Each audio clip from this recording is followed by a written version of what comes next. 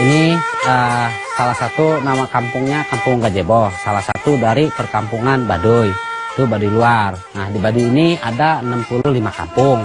Di antara itu ada Baduy luar, ada Baduy dalam. Di antaranya Baduy dalam itu ada 3 kampung, Cibeo, Cikartawana, Cigesik. Dan di sini di Kampung Gajebo keseluruhan rumahnya ada 60 rumah. Kakaknya kurang lebih itu ya, saya tidak tahu persis, kurang lebih itu ada 68 keluarga.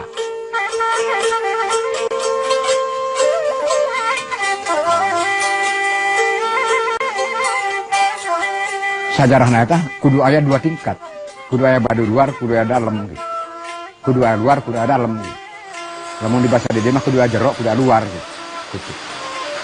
Saya buat kudu aya bodas jeung putih, jeung hidung, seperti itu. Kudu aya bumi jeung langit gitu. Seperti itu. Kudu nak itu bisa sarua teh mah teu bisa, lamun teu bisa sarua teh kudu aya bedana. Luar jeung dalam kudu aya bedana. Kudu ditunakeun, kudu diluruskan. Kudu aya bedana. Itu bisa disamakeun. Lamun sama, lamun sarua tah teu jadi jero, teu jadi luar. Lamun sarua mah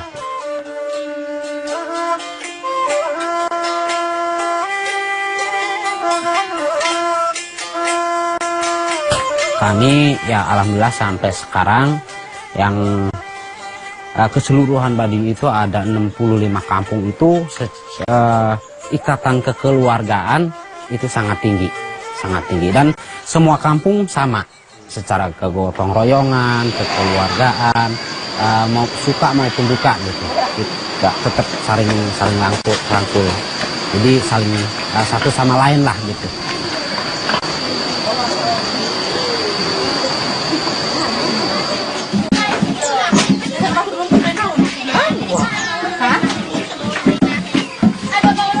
Contohnya seperti di kampung ini ada orang misalkan hajatan, kita bantuin dari ngambil kayu bakar, ngambil pisang buat selamatannya, ngambil kelapa, ngambil apa, bawa apa, terus belanja sayuran kemana-mana kita gotong royong, seperti masak bareng-bareng, makan bareng-bareng. Jadi rasa kekeluargaan itu sangat tinggi lah gitu, sangat tinggi. Seperti kegotong royongan kalau kita bikin rumah 1 hari selesai, 1 hari selesai karena dibantu ada 2 kampung 3 kampung itu ngebantu 1 rumah, makanya 1 rumah itu bisa beres 1 hari, dimulai dari jam 8 jam 4 sore udah beres, malamnya udah bisa nginep di situ. Ada gitu gotong royong, lamun anu ninggal gotong royong disiapkan ku kolot lembur supaya gotong royong ya, masyarakat yang anu di ladang diturunkan ku pulang supaya gotong royong jeung tetangga eta kudu gotong royong lah, kudu serius gitu. Itu yang majang di dieu mah gitu.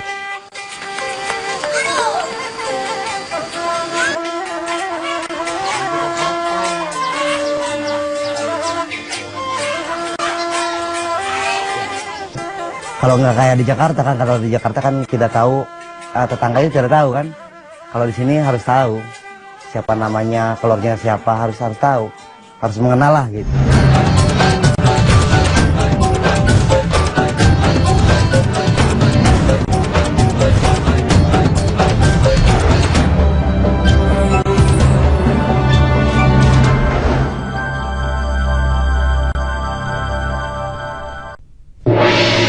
Let this conference be a great success. 1955, lahirnya Konferensi Asia Afrika. 2005, lahirnya kemitraan strategis baru Asia Afrika. Kini, 109 negara diundang, mewakili 2/3 penduduk dunia dari 2 benua. 10 hari perayaan puluhan kegiatan. Sambut dan sukseskan peringatan ke-60 KAA 2015.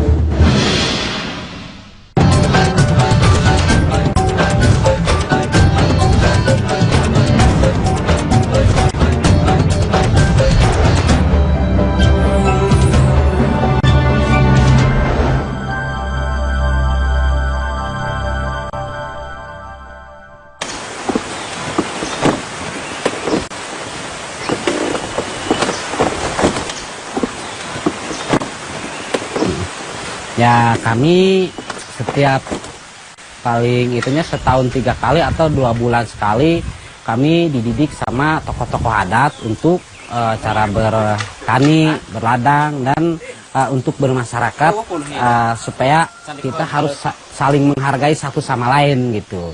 Jadi kita berdiri sama tinggi, duduk sama rendah. Kita sama masyarakat itu setiap paling lambatnya 3 bulan sekali itu ada masukan-masukan lah dari tokoh-tokoh adat di setiap kampung, bahkan dari kepala suku adat gitu.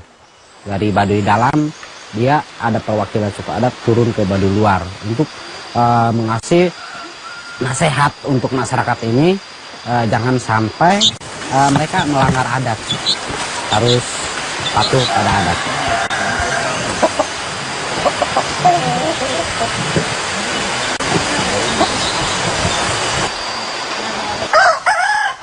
Misalnya kita di sini harus hidup sederhana, seperti kita nggak boleh di sini kan nggak masuk listrik, satu, kedua elektronik. Jadi adat tidak mempersempit. Kalaupun masyarakat ingin hidup bebas seperti teman-teman dari Jakarta, silahkan keluar. Dan misalkan yang udah keluar mau kembali ke adat asal, mereka bisa mengikuti aturan-aturan adat, tidak dipermasalahkan, tidak dipersempit, diperbolehkan gitu.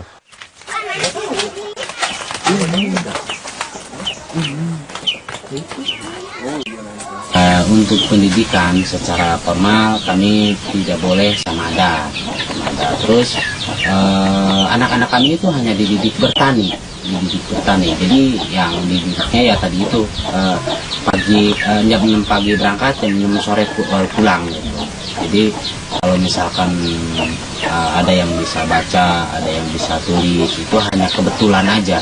Tidak ada guru dari manapun, tidak ada yang mengajari dari manapun, kecuali kita bertanya sama teman.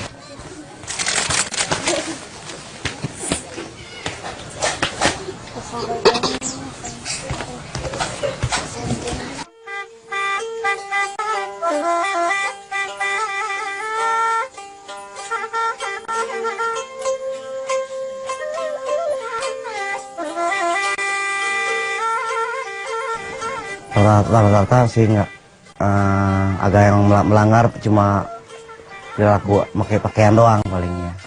Kalau masalah hukum masih taat gitu. Ya semacam pakaian itu agak warna-warni gitu kan. Kalau dihukum kan tidak boleh gitu. Berdasar hukum kan harusnya hitam putih atau pakai ikat. Sekarang kan ada yang hijau, merah, kuning gitu kan.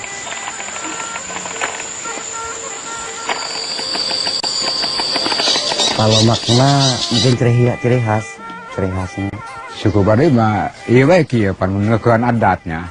Temenang modern cara orang kota, orang luar gitu. Kudu kieu bae gitu. At imah temenang kenteng, temenang tembok, gitu. Temenang listrik. Cik dituna cek luluhur eta. Di zaman baheula na mun urang Bas Baduy mah. Di zaman baheula, gitu. Zaman dulu lah. Eta kudu kieu bae, kudu ngeukeun adat gitu, kudu patuh ke adat gitu.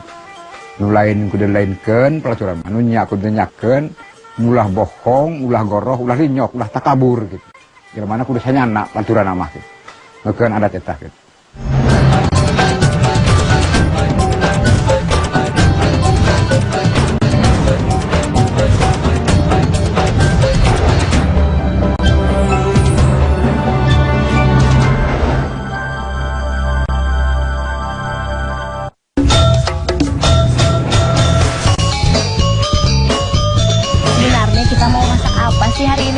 Kuliner Indonesia memperkenalkan ragam racikan masakan khas Nusantara yang menebar aroma cita rasa.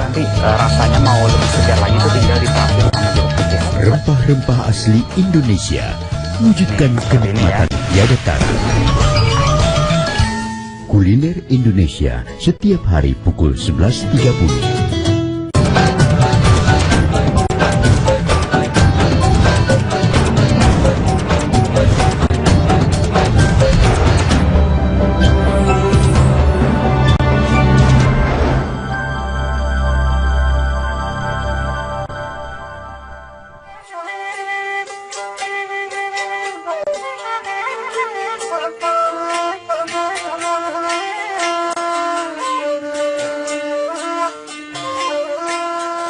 Kalau Baduy Dalam bikin rumah mereka tidak pakai paku, terus mengikuti label tanah. Jadi kemiringan tanah itu diikuti sama mereka, ada khusus tukangnya. Jadi mereka hidup dengan alam itu benar-benar dengan alam, jadi tidak boleh merusak alam. Kalau bikin rumah mereka di tanah yang miring, tetap mereka harus mengikuti gitu. Kemiringan tanah itu harus diikuti. Beda sama Baduy Luar. Kalau Baduy Luar tetap pakai cangkul, pakai batu, ditata, dibikin rata dulu, terus rumahnya pakai paku, cara bikinnya udah pakai tukang. Kalau di dalam mereka gimana tanahnya, disitulah mereka nggak ngerobah-robah tanah itu, bener-bener dengan alam itu. Rata-rata luar sama dalam itu 5-10 meter, 6 atau 6 kali 10, 5 kali 10, 6 kali 10 rata-rata. Dari aturan adat itu masak itu tetap harus di atas gitu. Itu salah satunya kepatuhan kami pada adat. Nah, karena dari leluhur kami tetap harus masak itu di atas, dapurnya itu di atas, dan harus satu rumah. Jadi sampai sekarang kami masih pertahankan gitu. Ya budaya seperti itu gitu. Jadi tidak ada indikasi yang lain-lainnya, nggak ada. Cuman kami hanya patuh pada adat dan takut kalau kita melanggar, takut ada hal-hal yang terjadi gitu. Masalah kebakar itu kita jaga. Sebelum kita pasang nyalahin api, kita di bawahnya itu tanah, terus habis tanah batu, habis batu abu, baru di situ bisa dinyalakan api. Kita pasang tungku.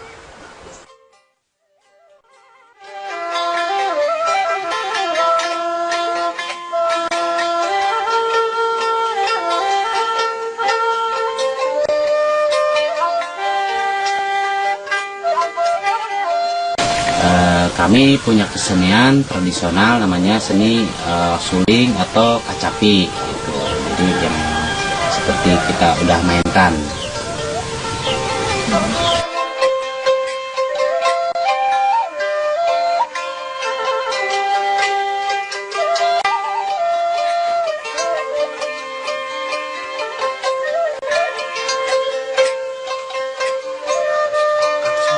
Dimainkannya ya tergantung kemauan. Jadi tidak harus acara apa, tidak harus tanggal berapa gitu. Kecuali kita ada acara kawinan atau sunatan, itu juga yang memerlukan. Yang tidak memerlukan itu tidak masalah. Diajarin dari yang bisa aja. Jadi orang Baduy juga walaupun keseniannya itu tradisional, nggak semua orang Baduy bisa gitu. Hanya orang-orang tertentu lah yang mengerti dan yang bisa gitu. Biasanya siapa yang mau aja, siapa yang mau, nggak harus orang tua, nggak harus khusus gitu. Misalkan seperti bapaknya musung bisa, kita bisa belajar ke dia gitu, dan bebas tanpa biaya dan kapan aja.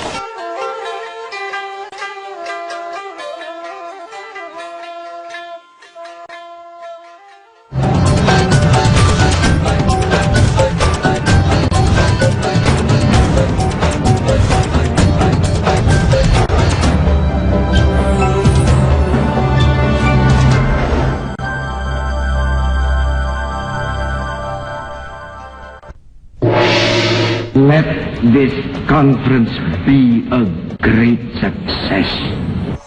1955, lahirnya Konferensi Asia Afrika. 2005, lahirnya Kemitraan Strategis Baru Asia Afrika. Kini, 109 negara diundang, mewakili 2/3 penduduk dunia dari 2 benua. 10 hari perayaan puluhan kegiatan. Sambut dan sukseskan peringatan ke-60 KAA 2015.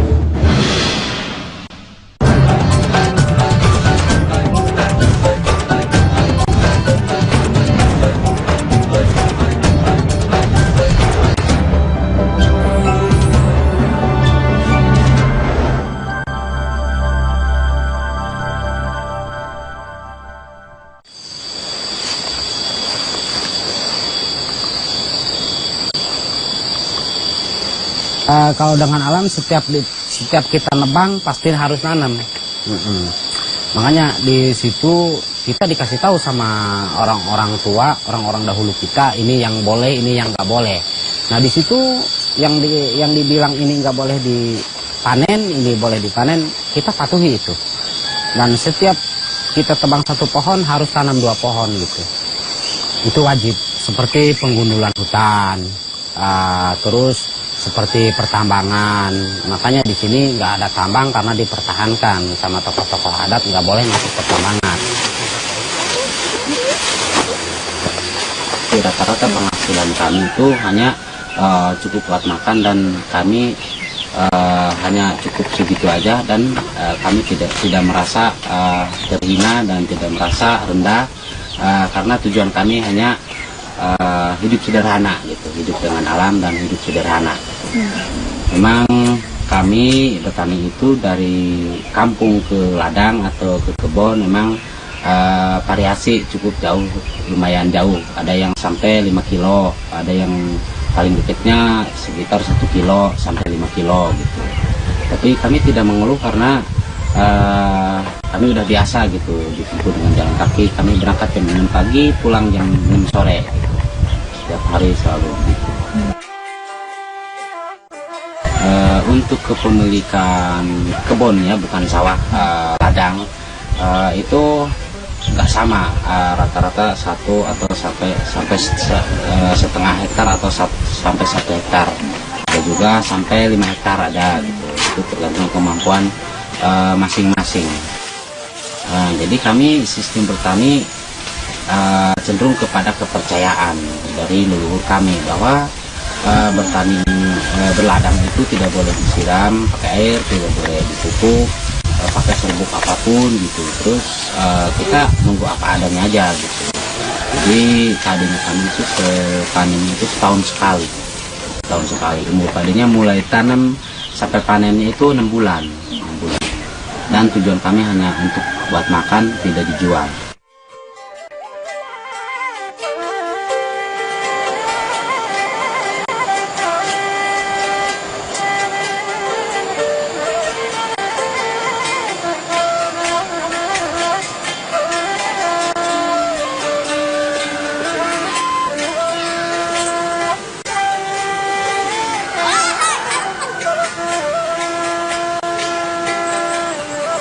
Kalau sebenarnya masalah wisata ya, kalau orang luar menyebut wisata, orang sini belum menerima wisata, belum menerima namanya wisata.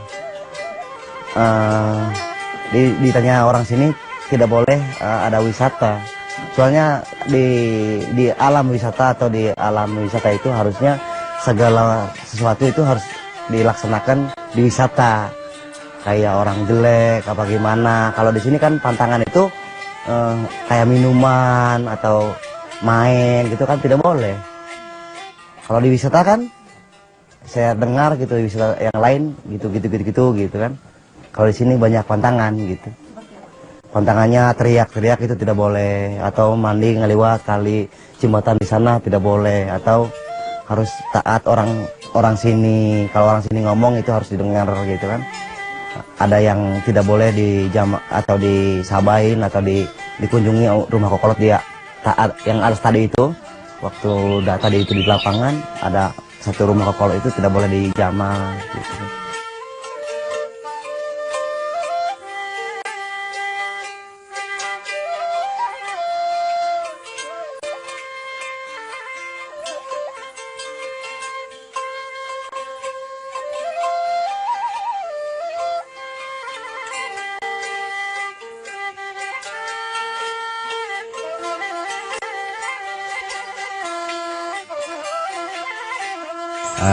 Masalah tamu kita nggak neko-neko sama tamu gitu. Jadi dibiarin apa adanya aja. Tamu dari mana aja harus menerima apa adanya di sini. Gitu, nggak boleh merusak adat. Makanya di sini diterangkan seperti nggak boleh mandi di sini. Tamu itu salah satu pelaturan adat yang nggak boleh dilarang. Terus kita sediakan tempat sampah, ada tong-tong kayak gini ya, supaya lingkungan itu nggak rusak.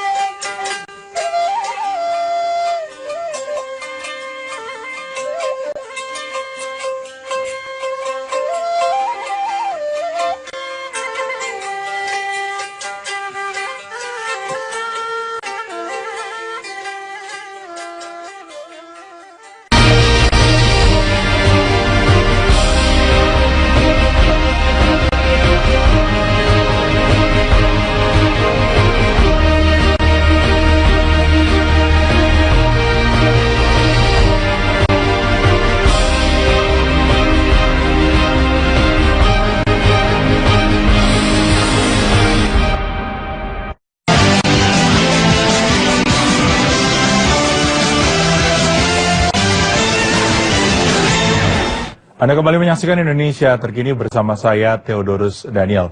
Saudara, hari ini TNI Angkatan Udara merayakan dan menggelar upacara puncak dari perayaan ulang tahun ke-69 di Lanut Halim Perdana Kusuma. Dan untuk mengetahui situasi terkini, kita akan bergabung dengan Tri Febriana yang sudah berada di Lanut Halim Perdana Kusuma. Selamat siang, Tri. Bagaimana kondisi di sana? Ya, pemirsa, dari Lanut Halim Perdana Kusuma Jakarta dapat kami sampaikan bahwa baru saja TNI AU melaksanakan peringatan hari ulang tahun ke-69 yang dimeriahkan dengan berbagai parade dan defile serta atraksi dari pesawat yang dimiliki TNI AU seperti Flypass 6 pesawat CN-295, Flypass 8 pesawat C-130 Hercules, Flypass 6 pesawat F-16 Fighting Falcon, Flypass 8 pesawat T-50 Golden Eagle, serta aerobatik 6 pesawat KT Wong B Jupiter Aerobatic Team, juga penampilan solo aerobatik pesawat tempur T-50 Golden Eagle yang melakukan 8 kali gaya gravitasi bumi. Dan atraksi ini cukup menarik perhatian karena dalam atraksi tersebut juga dilaksanakan simulasi pembebasan sandera untuk merebut pangkalan udara. Sebelumnya dalam upacara peringatan hari ulang tahun TNI AU ke-69 yang dipimpin oleh Kepala Staf TNI AU Marsikal Agus menyatakan bahwa TNI AU sangat mendukung pemerintah untuk menegakkan kedaulatan negara dengan mencegah adanya terorisme yang masuk ke Indonesia serta kejahatan-kejahatan lain seperti kejahatan illegal fishing maupun narkoba. Usai upacara, Kepala Staf TNI AU juga menyampaikan kepada media bahwa TNI AU telah siap untuk mengamankan konferensi Asia Afrika ke-60 di Bandung dan Jakarta. Kepala Staf TNI AU juga menyatakan bahwa mengingat situasi di konflik di Yaman masih